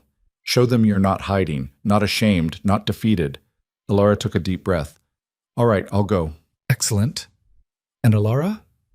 Marguerite's expression softened slightly. You're doing better than you know. Most women in your position would have given up by now, apologized, gone back, accepted the crumbs Adrian was offering. I'm tired of crumbs.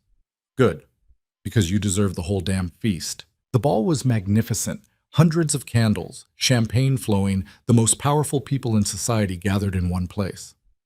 Ilara wore crimson, a bold choice that Marguerite had insisted on. You're not a victim anymore. Dress like a victor. When she entered, conversation didn't stop entirely. But it shifted. People turned to look, not with pity or condemnation, but with something else. Curiosity, respect, interest. Lady Pemberton appeared immediately, taking her arm. Come, darling, there are people you need to meet. She was introduced to allies she hadn't known she had, women who'd survived their own battles, men who respected strength over submission. By the time Adrian arrived an hour later, Ilara was surrounded by supporters. He saw her across the room. Their eyes met. And for the first time since their wedding night, Adrian looked away first. Ilara felt something fierce and bright bloom in her chest. She'd done it, actually done it, turned the tide. She excused herself and walked onto the terrace, needing air. The night was cool, stars visible above the city lights, footsteps behind her. She turned, expecting Marguerite. It was the Dowager Duchess of Marlborough. Your Grace, Ilara said, surprised. I wanted a word in private. The Dowager moved to stand beside her at the railing. You've done well these past weeks. Better than most would have managed. Thank you. Don't thank me yet. I want to offer you something. She turned to face Ilara fully. My grandson's wife is considering leaving him. Your example has inspired her, but she's terrified. Has no resources, no allies, nowhere to go. What does she need? She needs what you have. Courage, support, a plan. The Dowager's eyes were sharp. I'm too old to fight these battles anymore. But you're just getting started. And I think you could help others who are trapped the way you were. Ilara's heart raced. You want me to help her leave?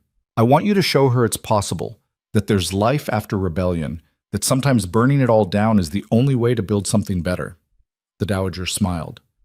What do you say, Duchess? Ready to start a revolution?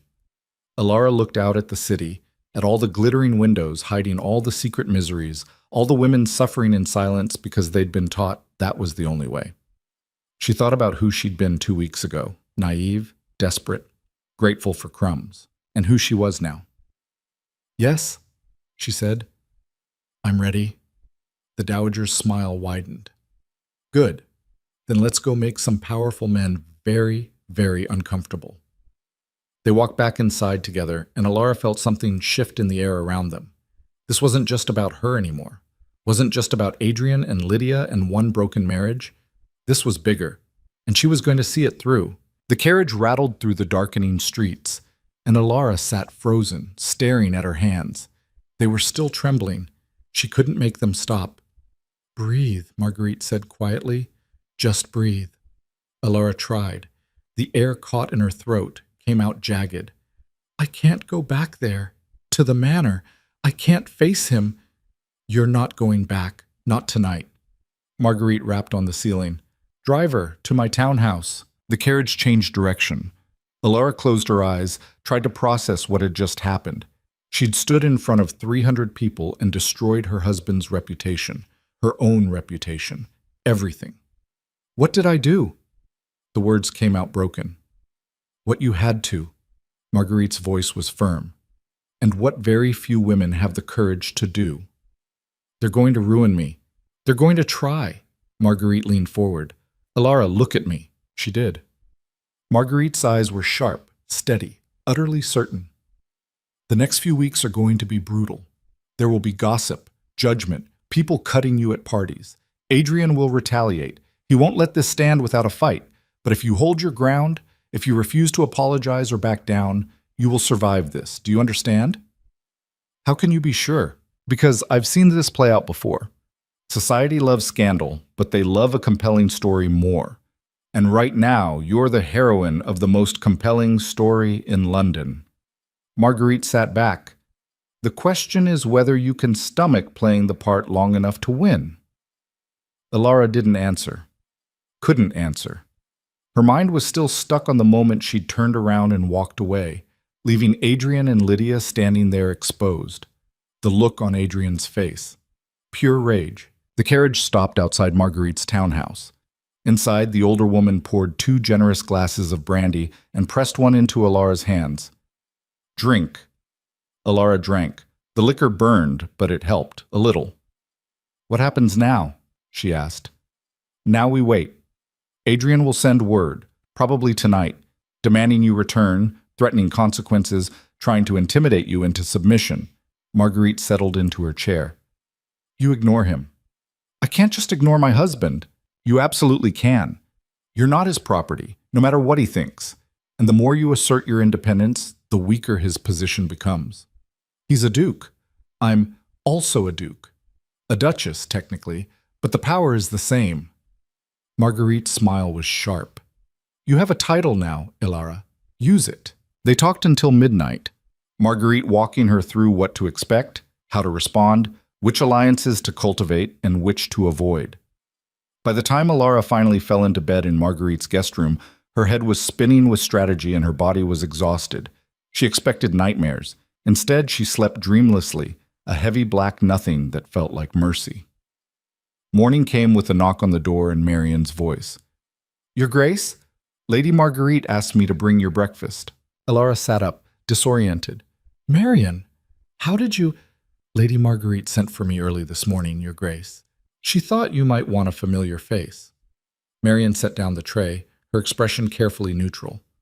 There are letters, quite a few of them. She gestured to a stack of envelopes on the tray. At least 20, maybe more. Alara's stomach dropped. All from last night? They started arriving at the manor around midnight. Lady Marguerite had them forwarded here. Alara reached for the top envelope with shaking hands. Heavy cream paper, unfamiliar seal. She broke it open and unfolded the letter inside.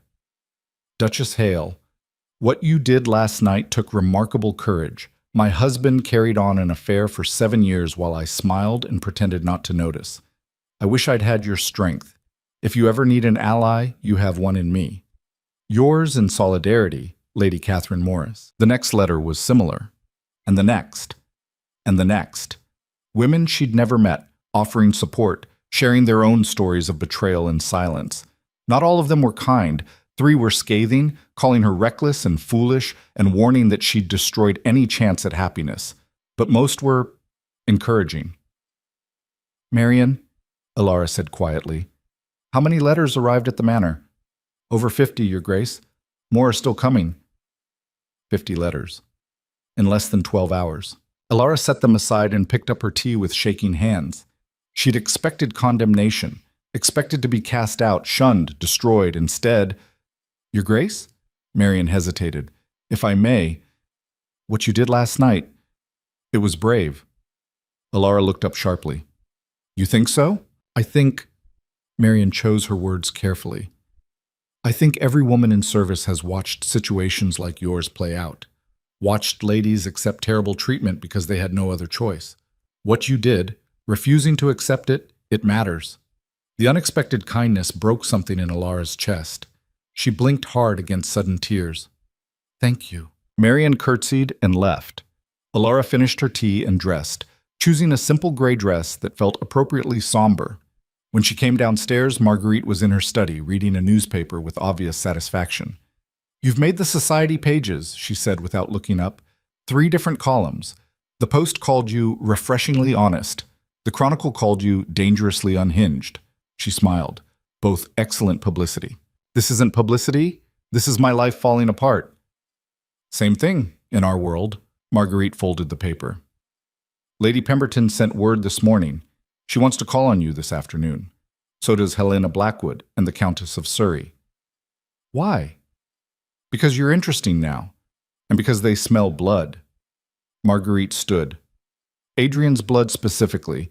They want to see if you're serious about this, or if you'll fold at the first sign of pressure. And if I fold, then they'll abandon you, and you'll be destroyed. Marguerite's voice was matter-of-fact. But if you hold firm, they'll rally behind you. There's nothing society ladies love more than watching a powerful man get taken down by someone he underestimated. Alara sank into a chair. I don't know if I can do this. Too late for doubts. Marguerite poured coffee. You've already set the fire. Now you have to tend it. The visitors arrived at 2 o'clock. Lady Pemberton, Helena Blackwood, and the Countess of Surrey, all of them dressed like they were going to war. Which Alara supposed they were. Pemberton spoke first. Well, you certainly made an impression last night. That's one word for it, Alara said. It was magnificent. Helena leaned forward. I haven't seen someone detonate their own reputation that spectacularly since Lady Worthington ran off with her music teacher in 2008. That's not exactly encouraging. Lady Worthington is now married to a baron and living quite happily in Scotland, the Countess said dryly. Sometimes destruction is just renovation in disguise. They spent the next hour strategizing. Who Alara should be seen with, which events to attend, how to control the narrative that was spreading through society like wildfire. It was exhausting and exhilarating in equal measure. The key, Pemberton explained, is to make sure everyone understands you're not the villain here. You're the wronged wife who refused to suffer in silence. That's a story people can rally behind. And Adrian? Adrian is finished. Helena's smile was sharp. Oh, he'll still have his title and his money, but his reputation? Destroyed. No one will trust him. Every business deal will be scrutinized, every social invitation questioned. He made himself untouchable, and you showed everyone he was just another man who thought he could get away with anything. What about Lydia? The 3 women exchanged glances. Finally, the Countess spoke. Lydia Vance has been cut from every invitation list in the city. Her family is mortified. She won't show her face in society for years, if ever. The vindication should have felt good. Instead, Alara just felt hollow. After they left, she sat alone in Marguerite's sitting room, watching the afternoon light fade. She'd won, in a sense. Exposed Adrian and Lydia, rallied support, survived the initial fallout, but she'd also burned her entire life to the ground. The question was what to build in its place. A knock interrupted her thoughts. Marguerite entered, holding a letter. This just arrived, from Adrian. Alara's stomach clenched. What does it say? I don't know. I didn't open it. Marguerite handed it to her. But whatever it says, remember, you don't owe him anything. Not apologies, not explanations, not even a response. Alara broke the seal with trembling fingers. Alara, you've made your point. You've humiliated me publicly and destroyed any chance we had at a civil arrangement. I hope you're satisfied. I'm willing to discuss terms for an annulment. My lawyers will contact you within the week. I assume you'll want to move quickly, given that staying married to me seems to cause you such distress. Consider this mercy. I could make this much worse for you than I'm choosing to. Adrian Alara read it twice, then a third time. The words were cold, clipped, designed to sound like he was doing her a favor, like he was the one in control. But beneath the controlled language, she could read the truth. He was scared, panicking, offering an annulment because he thought it would make the scandal go away faster. He wants an annulment, she said quietly. Marguerite's eyebrows rose. That was fast? He says his lawyers will contact me. And what do you want? Alara stared at the letter, feeling the weight of the question. What did she want? Freedom from Adrian, certainly. Freedom from the marriage she'd never wanted. But accepting his terms, letting him dictate the ending, that felt like losing. I want to do this on my terms, she said slowly. Not his. Then tell him that. Alara found paper and pen, wrote her response in quick, sharp strokes. Adrian, I'll consider an annulment when I'm ready. Not before. If you want this resolved quickly, perhaps you should have thought about that before spending 5 years lying to me. You can keep your mercy. I don't need it. Alara. She sealed it and handed it to Marguerite's butler for delivery. Then she sat back, her heart pounding. What happens now? She asked. Now he realizes he's lost control of the situation entirely. Marguerite smiled. And you start building your new life. The next 3 weeks were a blur of social maneuvering. Alara attended every event she was invited to, chin high, smile fixed, refusing to hide or apologize. She endured the whispers, the pointed looks, the cutting remarks from women who thought she'd gone too far. But she also found unexpected allies, women who pulled her aside at parties to share their own stories, to thank her for saying what they'd never been brave enough to say. Adrian sent 2 more letters demanding she agree to the annulment. She ignored both. Lydia sent 1 letter, full of recriminations and accusations. Alara burned it without reading past the first paragraph. By the end of the month, the scandal had shifted. People were no longer talking about what Alara had done. They were talking about what Adrian had done. The affair, the manipulation, the arrogance of thinking he could get away with it all. His business associates started distancing themselves. Political allies withdrew their support. The carefully constructed empire of respect and influence he'd spent years building began to crack. And Alara watched it happen with a cold satisfaction that should have worried her but didn't. The final confrontation came on a gray afternoon in late autumn. Adrian arrived at Marguerite's townhouse unannounced, demanding to see Alara. Marguerite tried to turn him away, but Alara stopped her. Let him in. Are you sure? I'm sure.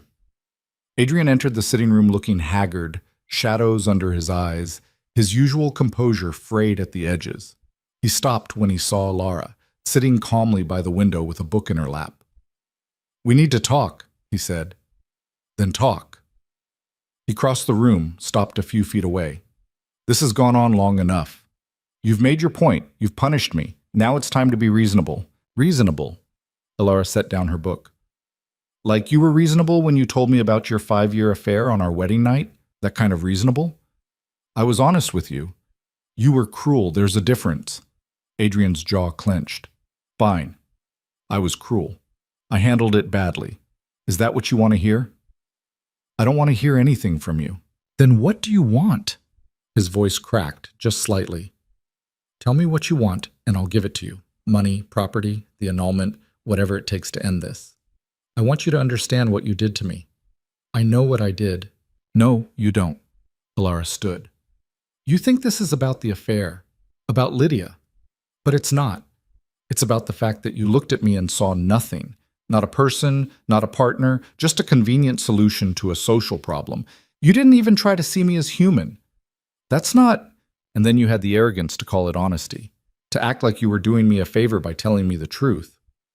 Her voice was shaking now. You weren't being honest, Adrian.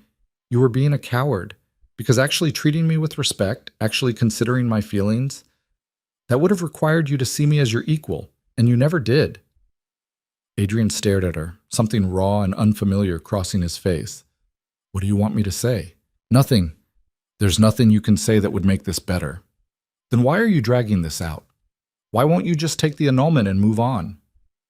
Because you don't get to decide when this ends. Alara stepped closer. You controlled everything else, the courtship, the wedding, the terms of our marriage. This is the one thing I control, and I'll end it when I'm ready, not when it's convenient for you. This is revenge. This is justice. She met his eyes. You wanted me to accept that actions don't have consequences, that powerful men can do whatever they want and the women in their lives will just endure it. I'm showing you that's not true. By destroying both our reputations? By refusing to let you win, Alara's voice was steel. You wanted a quiet, compliant wife who'd look the other way. Instead, you got me, and now you have to live with that choice." Adrian was quiet for a long moment. When he spoke again, his voice was different, quieter, almost defeated. "I didn't mean to hurt you, not like this. But you did. And now we both have to live with it." He looked at her, really looked at her, and for the first time since their wedding night, Alara saw something like regret in his eyes. Not enough to forgive him, not nearly enough, but something. "I'll agree to the annulment," she said quietly, "on my terms. Your lawyers will draw up papers giving me financial independence and property rights. I keep the title and the income that comes with it. You get your freedom and whatever's left of your reputation.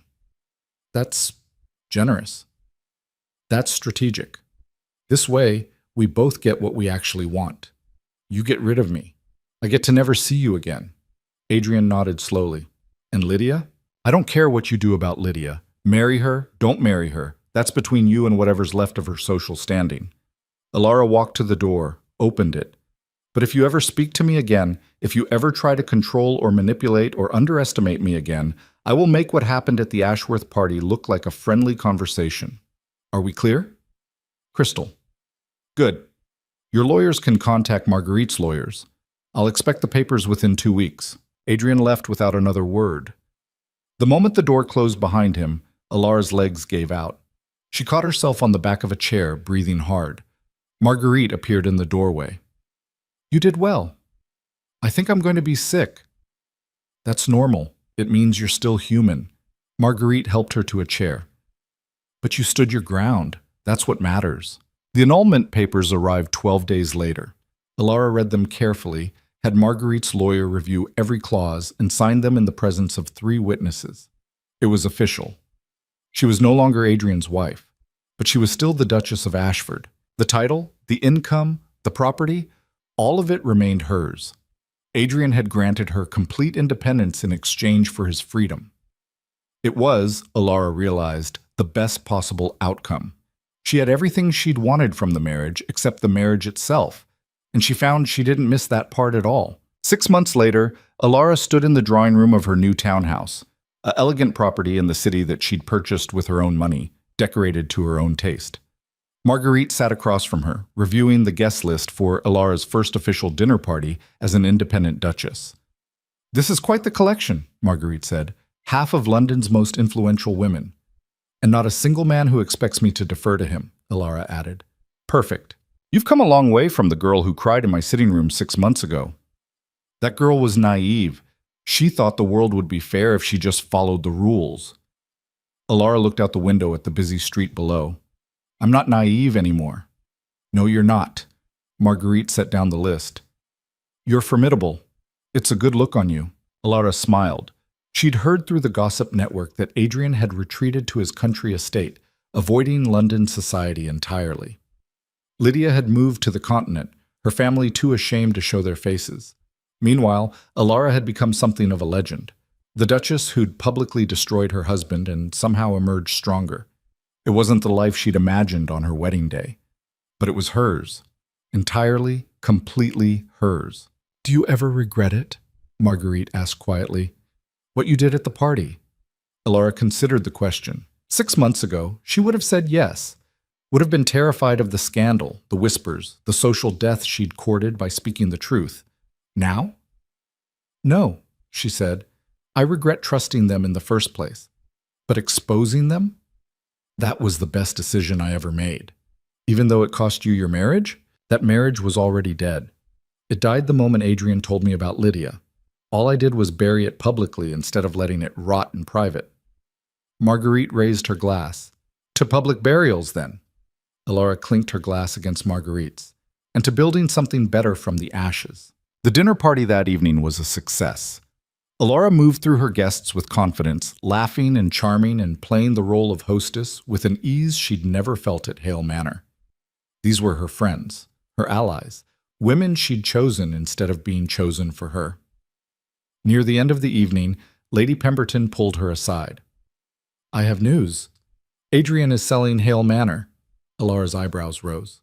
"Selling it? Why?" "Debts, apparently. Turns out half his business associates were only working with him because they respected his reputation." When that fell apart, she shrugged. He's not destitute, but he's significantly less wealthy than he was 6 months ago. Alara absorbed this information, waiting to feel satisfied or vindicated or triumphant. Instead, she just felt nothing. Adrian's financial troubles weren't her concern anymore. He wasn't her concern anymore. "Thank you for telling me," she said. "Are you not pleased?" "I'm indifferent, which is better." Pemberton smiled. "You really have changed." "I had to." The alternative was staying that naive girl forever. After the guests left, Alara stood alone in her drawing room, looking at the life she'd built. It wasn't perfect. She still had nightmares sometimes, still flinched when someone mentioned Lydia's name, still felt the scar tissue where trust used to be. But she was free. Free to make her own choices, build her own alliances, define success on her own terms. The title that was supposed to trap her had become her liberation. The scandal that should have destroyed her had made her powerful. She walked to her desk and pulled out a piece of paper. Started writing. "Dear Marian, I hope this letter finds you well. I wanted to thank you for your kindness during what was undoubtedly the strangest period of both our lives. Your support meant more than you know. I'm writing with an offer. I'm in need of a companion, someone to help manage my household and social calendar. The position comes with generous compensation and your own quarters. If you're interested, I'd be honored to have you. The girl you served at Hale Manor is gone, but the woman who's taken her place could use a friend." She sealed the letter and set it aside for morning delivery. Then she poured herself a glass of wine and sat by the window, watching the city lights flicker in the darkness. Somewhere out there, Adrian was living with the consequences of his choices. Somewhere else, Lydia was doing the same. And here, in this beautiful townhouse that belonged to her and her alone, Alara was finally, truly living. Not the life she'd expected, not the life she'd been promised, but the life she'd fought for, clawed her way toward, built from the wreckage of betrayal and humiliation and rage. She raised her glass to her reflection in the window. "To the Duchess who refused to break," she whispered, and for the first time in months she smiled without pretending. The silence that followed wasn't empty, it was peaceful, the kind of peace that only comes after a war you've won on your own terms. Tomorrow she would host another event, build another alliance, take another step toward the future she was creating. But tonight, she would simply exist in this moment, in this space she'd carved out for herself in a world that tried to make her small. She'd been a bride for exactly one night, she'd been a victim for exactly 3 weeks, and she'd been a duchess, a real one, the kind who answered to no one for the rest of her life. That was the story she'd tell herself, the story she'd become. Not the girl who was betrayed, but the woman who refused to let betrayal define her. Outside, the city hummed with life and gossip and 1,000 other stories playing out in drawing rooms and ballrooms across London. Some of those stories would end in heartbreak, some in compromise, some in quiet desperation. But Alara's story, her real story, the one she'd written herself, ended here, in freedom, in power, in the unshakable knowledge that she was exactly who she needed to be. And nobody, not Adrian, not Lydia, not society itself, could take that away from her ever again.